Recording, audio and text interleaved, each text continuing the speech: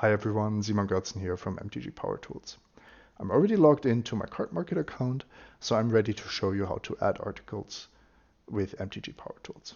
Let's head over to the Add Articles view, and here you actually have three options. You can add cards individually, you can add cards by expansion, and you can add cards in bulk.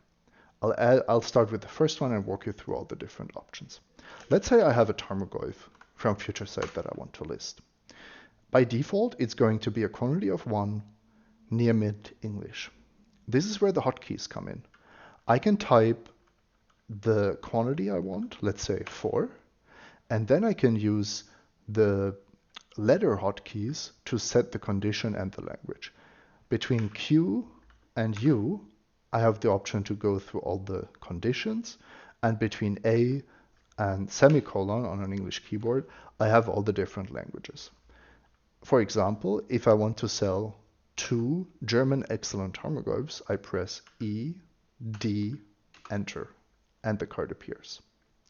Let's do another example with the Baneslayer Angel from M10. And here, what I can do is, for example, sell 2 near mid English. I'm happy with that. I could make it foil with a press of a button or not. Same goes for playsets and altered cards.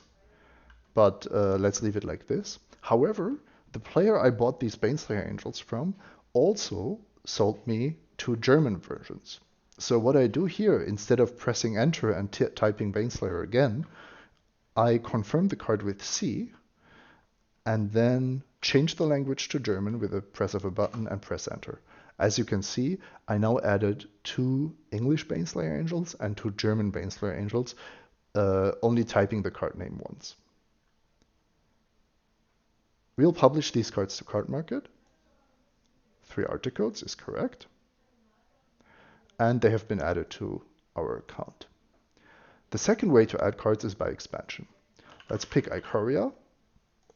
And to explain how this works is, it's intended for traders that have a stack of sorted cards from the same expansion in front of them.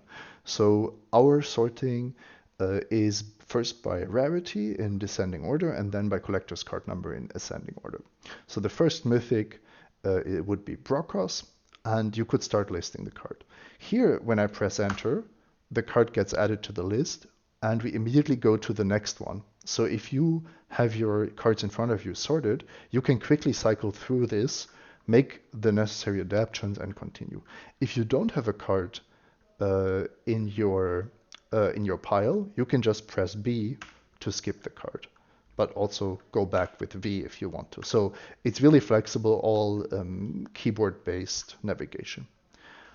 If I want to sell Fiend Artisans, but they happen to be 4 mint Italian, that's how easy it is to add to the list.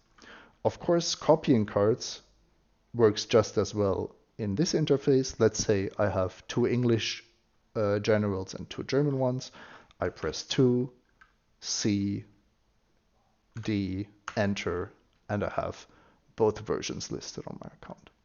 This is a good time to show you the template feature, which allows you to set those defaults. So if you look here, all cards start as with a copy of 1, the condition near mint, and the language English. However, if you prefer a different default quantity, a different default price, a different condition, or a different language, let's say German, if you want to only list foils, you can make your life a little bit easier by setting the template. We can also add a comment. So for example, all cards in stock, and that will be added to all future articles as well.